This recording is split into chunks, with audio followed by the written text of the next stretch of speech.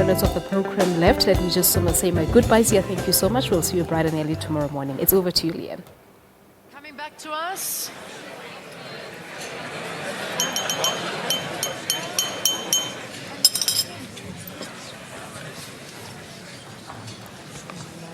All right, Palesa, thank you very, very much, and have a good day to you as well. Well, we're entering into the last 10 minutes of the program, or 7 minutes, I should say, of Morning Live. So I'm going to go straight to the learners that are standing by now. These schools that are being represented here this morning are scholars that have done exceptionally well, particularly when it comes to the maths and sciences and accounting as well. So they are here, they are present, and they are also ready to share some of their ideas. So let's give them a round of applause. Congrats to you guys. All right, please introduce yourself, the school you're from, and of course your comments and questions to the Minister. Good morning, Mr. Minister and everybody else. My name is Ahlum Mkongu from Trafalgar High. And to the Minister, we appreciate the fiscus that has been awarded to us as students that are going to be enrolling to tertiary studies. So Minister, how do you feel about the fact that through the fiscus granted to education, there will be more students being enrolled to tertiary studies, tertiary? All right. Let's... More students? Enrolled. In university? Yeah. Should I ask the question again? I think so. Okay. Just say it one more time. How do you feel about the fact that through the fiscus granted to education, there will be more students being enrolled to tertiary? Tertiary education. Yeah. Let's hear all of you. Come. Hi, Minister. I just wanted to thank you for your work in Operation Vula. Okay.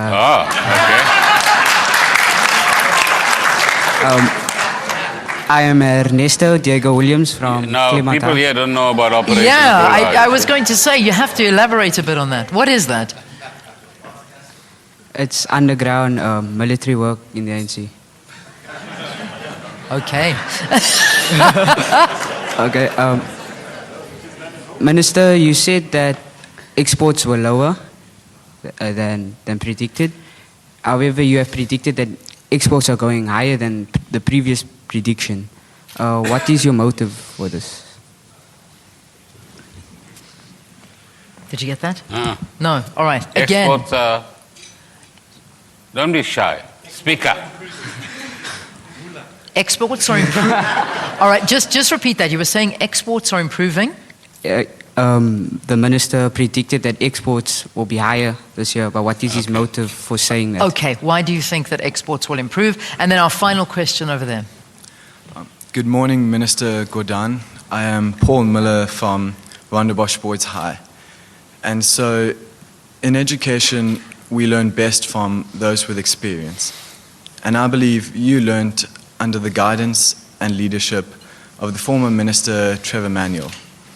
And so my question, while it may be a bit personal, is that what do you think is the most important lesson you learned from the former Minister Trevor Manuel? That's so nice. It's such a pity he's not in the room. Or it's a blessing. I'm not sure. It depends on the answer. No, we both learned from each other, by the way. Because before we became ministers and so on, we were activists in the UDF and the ANC. So that's where our friendship started, way before we had democracy in 1994. The second is, once I got to the Revenue Service in 1998, he taught me what fiscal policy meant, and together with colleagues in the Treasury, what it meant to tax you guys more. So that, I told you I learned that from him. And what was very important at that time is to get political support for the kind of changes that we're introducing in the South African Revenue Service, both in terms of introducing greater levels of compliance in society and in terms of a wider understanding in government of the role of a good tax and customs administration. And that's why you had ultimately a fairly solid institution which today is challenged a little bit, but we'll talk about that on another occasion. And then lastly, we all come from a generation where public service is an important component. And so if there's something we can pass on to your generation, it's that one of the ambitions, as he was pointing out earlier on, that you should have is come and serve 5 or 10 years in the public sector, help to build what we call a capable state, so that the state as we have it has a lot more capacity to do the things that it has to do, but also more importantly, spend the money wisely and deliver services that would support both the economy and the kind of social needs that we have in our society. So we want to hand the baton to your generation now. Good. You can go back to the mic and say whether you accept it or not. So thank you very much. Lovely. He didn't answer my question. That means yes, I suppose. Yeah, 100% accept the baton. There you go. Minister, very quickly, we've got less than a minute to get through those last two On answers. exports, generally the economy on the African continent and globally is expected to do a little bit better. And so commodity prices are also improving, and that would hopefully also contribute to better exports as we go.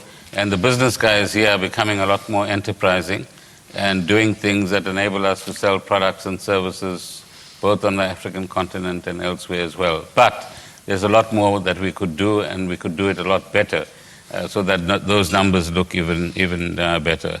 On entry into tertiary education, that's absolutely crucial for our future, that we have highly skilled young people coming out of our education and training system who become excellent entrepreneurs, innovators, engage in research and development that takes our economy to a completely new level. And part of radical economic transformation is radically changing the structure of the economy. It's not just about where the money goes. It's about radically changing the structure of the economy so that we can grow faster, grow more inclusively, and give more South Africans, particularly the marginalized, opportunities that they've never had before. Lovely. And thank you very much. Thank you. Well done. All right, there you go. Thanks for the questions. Well, ladies and gentlemen, that is unfortunately where we have to leave it for today. So my final question, Minister, will we see you here same time next year? Let's leave that as an unanswered question, because it's not within my power. You could ask my boss. So as you know, we serve at the President's pleasure. Thank you for answering. Thank you. Have a lovely day, everyone. We'll see you again tomorrow morning. God bless you. Shap, shap.